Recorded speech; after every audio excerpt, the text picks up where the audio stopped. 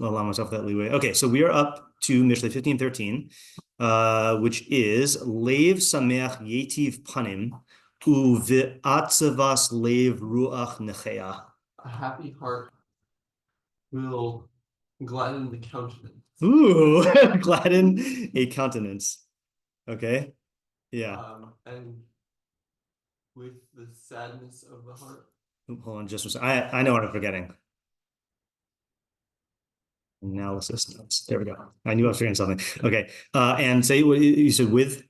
Yeah. Okay. With the sadness. The sadness of the heart. Yeah. Downtrodden spirits. Looks like crushed. Yeah. At least according to Tion, a crushed spirit. Yeah. Okay. So I would also say I think it's pretty good. I would say that "bi" could also mean in.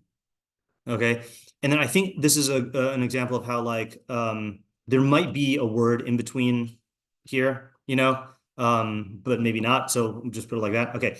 Mitzudas ציון says Nechea is nishbara, is crushed or broken. Kmo unekea levav, I guess. Okay. Oh, shout out to Al Torah. Okay, I don't know how many of you have been following along with their daily gifts of Hanukkah, that they've been releasing new things each day or almost each day. And finally, and he actually emailed me about this, saying he had me in mind. We have now Sadigon's translation of Mishlei and his commentary with the footnotes. So now I don't have to bust out my physical copy or the PDF anymore. So that's really, really nice. Yeah. So thank you to Al Torah. All right. Targum Sadigon says Halev Hasameach Yetiv Mare Hapanim Uva Otsev Halev Yeduka Haruach. Slightly different translations here. How would you translate it? The happy heart, Yetiv Mare Hapanim. We'll make good the appearance of. Yeah, let's just use we'll use improves. Yeah, right. We'll improve the appearance. Is that what you said? Mm-hmm. Yeah. Okay. Of the face. Now I don't know the difference between like atzvas or otsev. I have no idea if that's like a significant thing, but I guess but probably is better. Yeah, and in such with the sadness of the heart, the spirit will be crushed. All right. The spirit will be crushed. Yeah. Okay. Good. All right. Targum Ksuvim says liba chadia.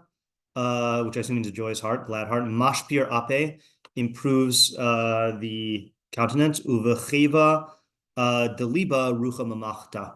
I think this is just a straight up translation, so let's ignore that. Okay, ArtScroll says a glad heart cheers the face, but a despondent heart causes a broken spirit. So see, they add in a word there.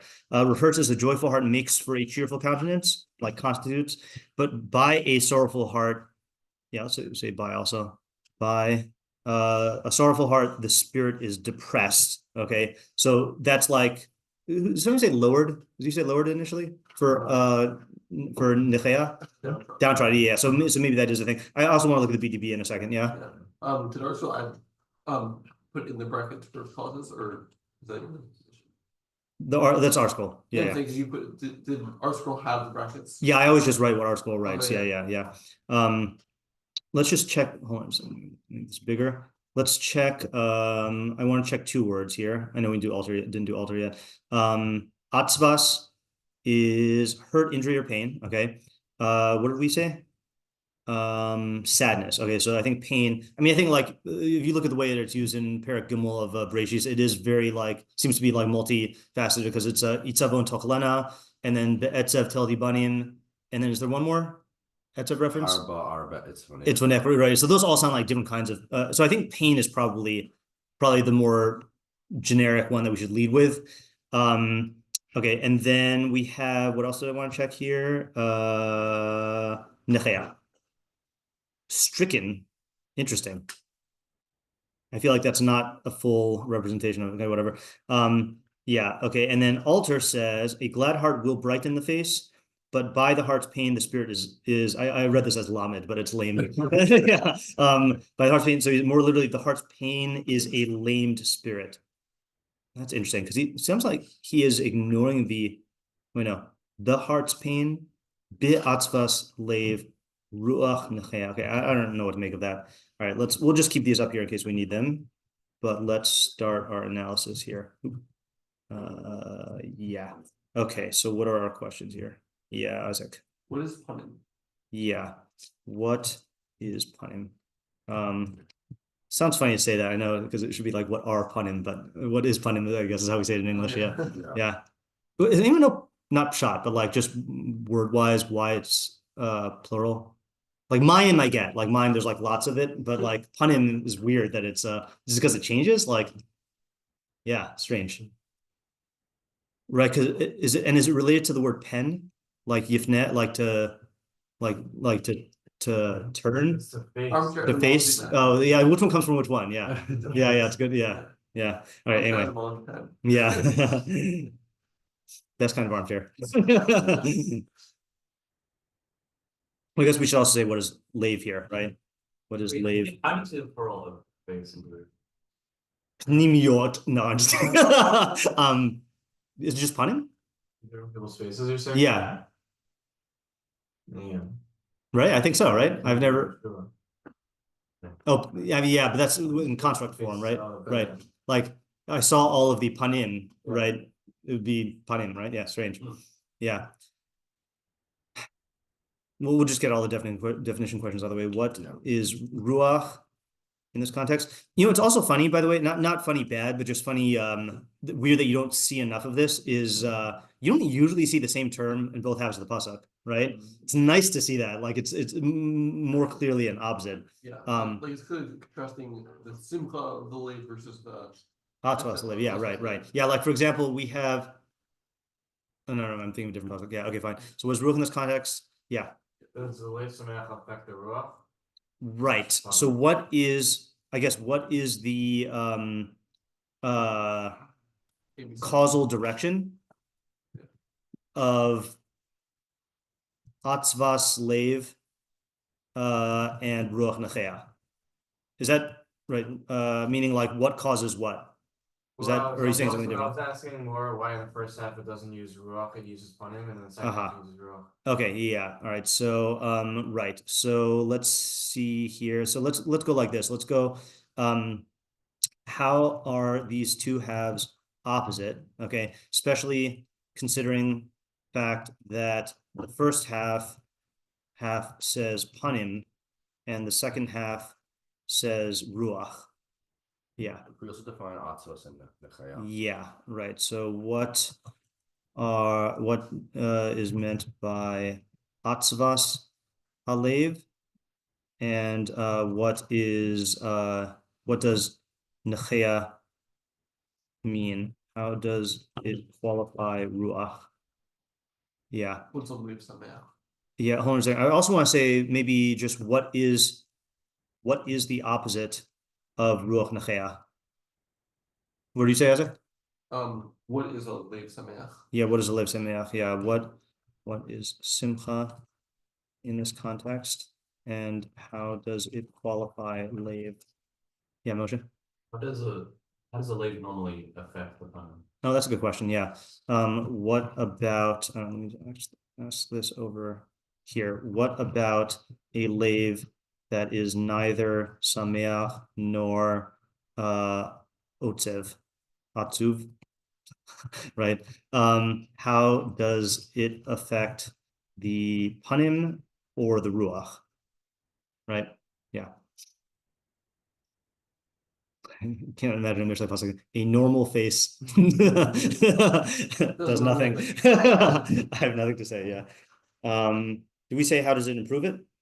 No. No. Right. So yativ. Yeah. Yativ. In what way?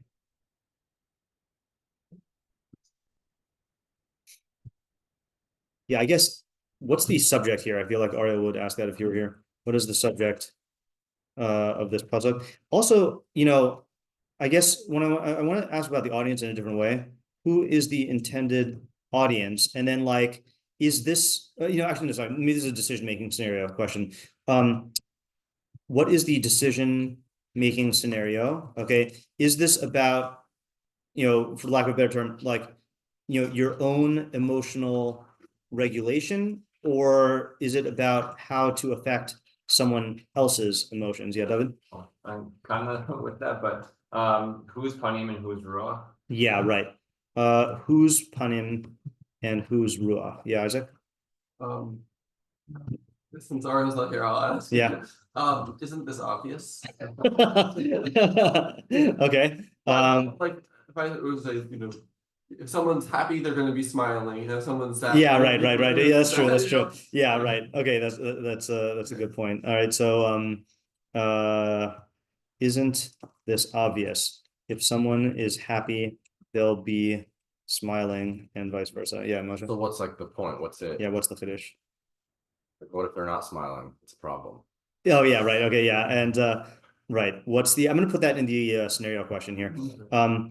Like, so what? Yeah, and if they're not, smiling, if they're not like, yeah, if they're not happy or sad, or yeah, if they lack tov panim tovim, it's always weird, panim tovim, and ruach necheya. I'm sorry, and have ruach necheya, so what? Yeah, get over it or don't. Yeah. Okay, I feel like those are the main questions. Yeah, David? Is there anything particular to believe that produces these results versus other? Right, how does the mechanism work? Let's say, oops, sorry. And how does how does this work? Yeah, Isaac? Oh, sorry, yeah, it was also, it's maybe in two, whether it's your own, is it your own panim or ruach? Right. Or is it someone else's? Yeah, I think that's probably somewhere in there, yeah. By the way, just a reminder, unless you deliberately stopped, if you have a rhyming translation, then yeah. Okay. Right, so I feel like this one we do have to tackle isn't this obvious one kind of head on, right? I feel like that's like, so just methodologically, right? This is I know I've said this before, but there's two ways to go when you have something that's obvious. Either you lean into the obviousness and then get it clear, because sometimes what happens is you try to define it and you realize that there's something that you weren't seeing because you dismissed the idea as obvious, or you deliberately try to look for a non-obvious chiddush in it. Yeah, Isaac? I'll take that the obvious approach. Okay. When you're, the way you're feeling affects, like, let's say, like, maybe in like one area is going to affect the way that you feel about other things. Okay. So like, this is by a little bit fast and loose with the pasuk. When you're happy, you're smiling about everything, but when you're sad, then everything feels terrible. Okay, right. So you're taking panim to be like your overall mood, not just your appearance.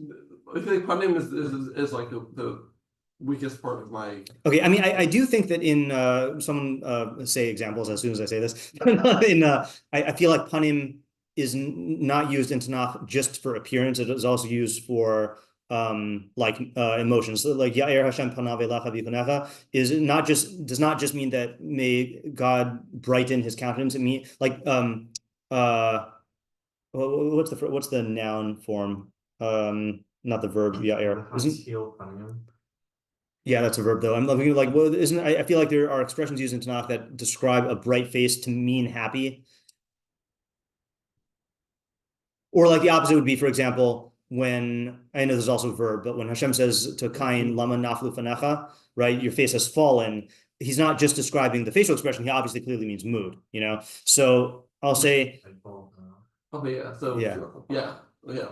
Right, so your emotional state in one area will color your overall emotional mood for good and for bad. Is that what you're saying? Yeah. But under rhyming position. Yeah. Okay. Good. A happy heart will make a face glad. Okay. I was saying a happy heart will make a face glad. I can see where this is going. A crushed spirit with a heart that's sad. Spirit with a heart that's sad. Okay, we can tweak that one, but I think that's good. Yeah. Okay. Yeah, Moshe. So I'm reading this in the context of the Musar Psukim. Yeah. Oh yeah. I actually did mean. An apology for one second. I did mean to reread the Psukim that came before it because it's been a while, in 2 weeks. We had Evil. It started here, I think, right? Evil Yinat Musar. I mean, I guess it depends on how far you go. You could really do the whole parak. Evil Yinat Musar Avi v'Shomer Tochachas Yarim. Base study chosin rav tvus roshan akaras sivse chacham yuzaro das v'leiv ksilim lochin zevak roshan tovas Hashem tefillas yisharim ritzono tovas Hashem derech rasha u'muradif tzedaka yehav musar ra le'ozevorach sone tochachas yamus she'ol v'avadon neged Hashem af ki libus bnei adam lo yehav leif hocheach lo el chacham lo yelech and then leif sameach itavan. Yeah. So I'm taking this to mean the audience is someone who is rebuking someone else. Okay. Or I guess they're speaking with someone else. And it's almost a reminder to take into account their emotional framework of what they're going through. Talking to them, or if you're giving them Musar and they're, I don't know, they start breaking down in tears, you shouldn't keep yelling at them and telling them what they're doing is wrong or something like that. Be a little bit human, even if you're talking to someone that you might say, oh, it's a Russia, therefore I don't care, they're gonna die anyway, and I know they have no life, I'm not gonna treat them like a human being. That's not how you're supposed to view people. Yeah. Okay, that's really good. On a side note, I find that the time that I make this mistake the most, where like not taking into account the person's emotional state, is when I am so caught up in trying to craft the tochacha like words in a precise, effective way, that all my attention gets absorbed in that. And so when I actually start delivering it, then I'm like, my energy is not in terms of reading what's going on. It's just like focusing on making sure I deliver it correctly. I'm sure there's many reasons why a person would make this mistake. I just wanted to say that outright here. Right. What was that? I'm definitely done. Yeah. So lev samech yetiv panim uvatos lev ruach nachea. So in other words, I'm just trying to think of a way to, I mean, I know it's not going to be a different translation necessarily, but I'm trying to think of how I would frame this given your context that you're. It's obvious when a person's happy, and like it'll be shown on their face if they're happy. And also keep in mind that if they're sad, okay, right, it'll destroy, it'll crush their spirit. So the pasuk is okay. So the first half, I'm sensing that this is one of the things where like you have to kind of infer the opposite of each half. So in other words, the first half is saying that if their second half is easier to start with. Let me start with the second half. So the second half warns you that if your words cause sadness, right, or itavon, let's just say itavon, it'll crush their spirit, which will render your tochacha ineffective. Right, and also be bad for them. Right. It's not something that's constructive. It's a bad thing to do. You shouldn't just think I'm being tochacha, so it's a good thing. Yeah, even harm them, even if your tochacha is good. Or / not relating to them as a person because you view them as some Mishlei archetype. Right. Likewise, if you discount their emotional state because of who they are, okay, for example, a late or a Russia, then this can only harm your cause, right? And you know what's funny? I just want to bring this up as a question here. This is not directly related to what you're saying. I was just thinking about the Mishlei archetypes here. I'm going to say it like this. Moreover, isn't ruach nechea sometimes used for humble? Right, like ruach nishbar v'nidke, Hashem lo sivzeh, right, is a like a contrite spirit, a contrite spirit. So like not necessarily crushed as in psychologically crushed, like in a bad way. So I just wonder like whether that could play into this at all. But anyway. Is that a different source than the dollar? Yidka? Well, it didn't Mitsudas David Sion, am I misremembering? Did he say?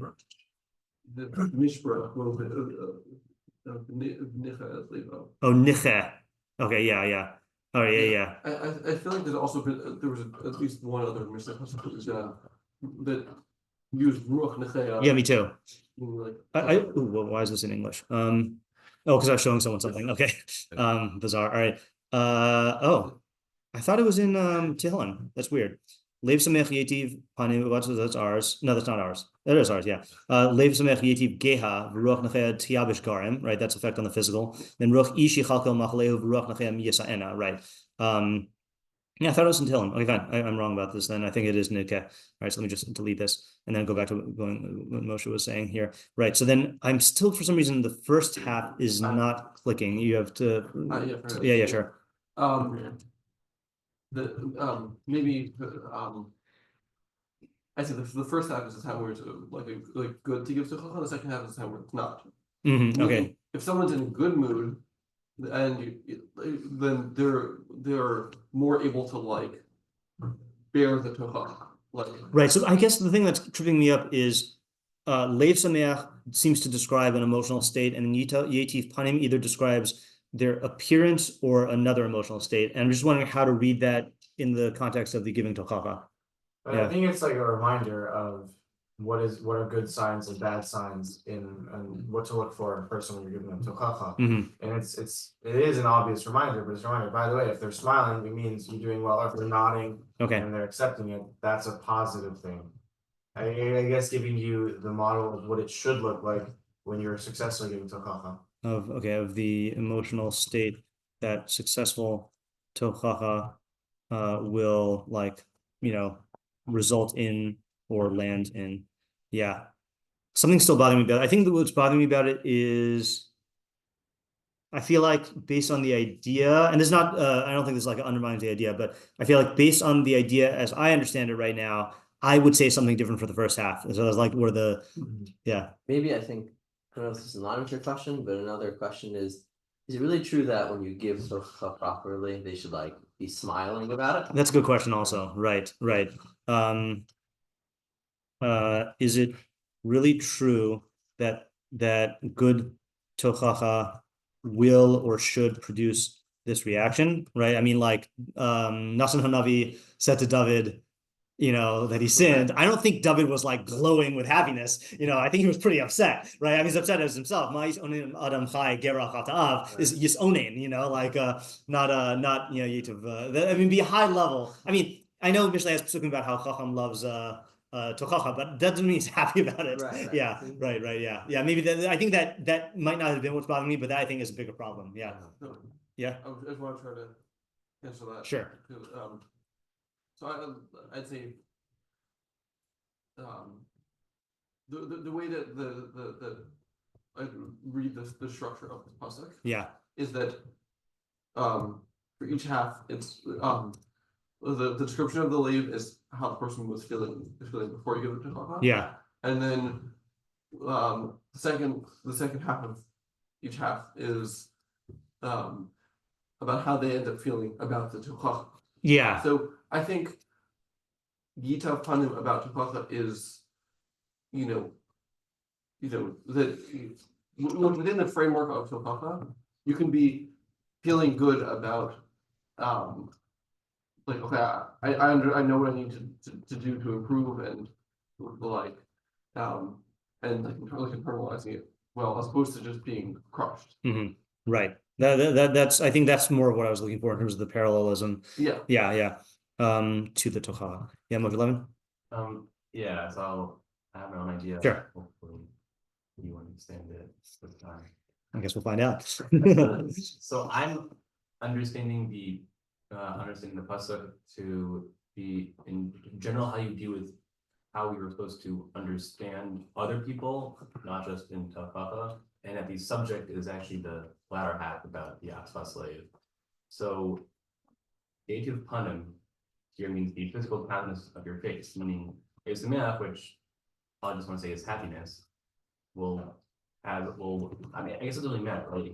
It could affect how you feel inside, but most notably, happiness is expressed on your face. Right. If you feel happy, you're not going to show facially. Yeah. But with an atzvah slave, I think the point here is that interesting. It's only going to be. That's good. It's not going to have expression with your face. Right. And I think by defining ruach nechea specifically as depression, and with real with the real signs about depression, where it's like there's specific signs that you have to go out of your way to notice about depression. Yeah, it's very hard to. Okay, that's really good. Okay, so that's an important idea. So,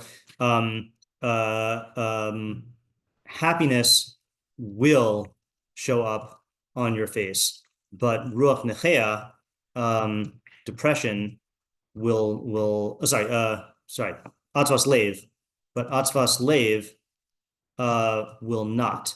It'll only manifest in the ruach, which is not discernible on the surface. You need to look for signs of the ruach to diagnose it. Yeah, that's a really important idea. Yeah. Yeah.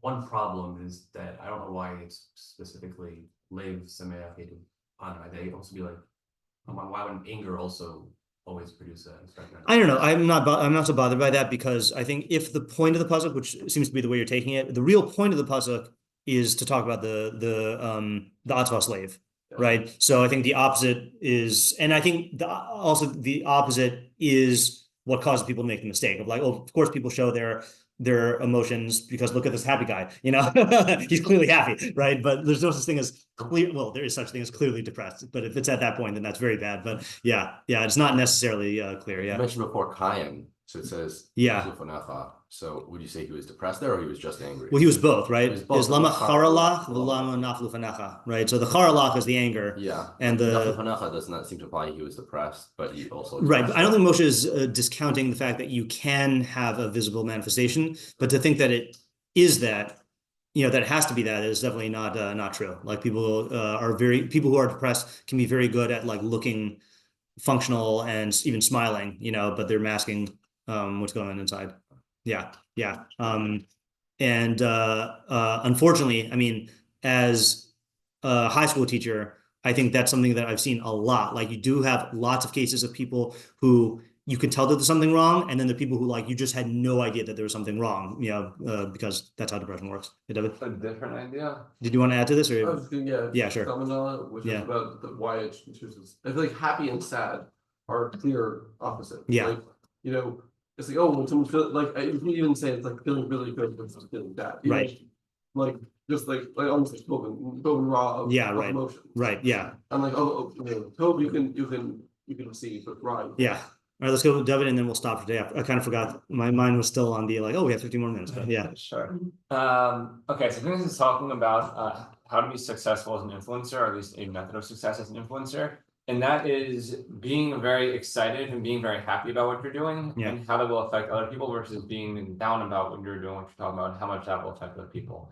And I think it's like rejecting a havamina that simply like the content of the idea or whatever is on the table, that really has true power. I think what's much, much more powerful is your attitude and your relationship to that thing and how you present yourself. Okay, and your relationship to that thing and how you present yourself. And are you saying this as its own idea, or are you saying this more in the vein of the context of like tochacha and delivering messages? I mean, it could apply to both. But yeah, I think so also. Yeah. This is definitely is true for teaching. Yeah, exactly. I mean, where this was definitely like drilled into me a lot was when I was giving the bird presentations in New Hampshire. Yeah, that leading bird walks back, just like, oh, there's a cool bird, or that's a crazy bird over there. Yeah, right. It's the same bird, but the fact that I'm very excited, I'm showing this is a cool, and I'm loving this thing versus like, I'm right. Really and look, you can even be a wedding hype guy and not even know the couple. Yeah.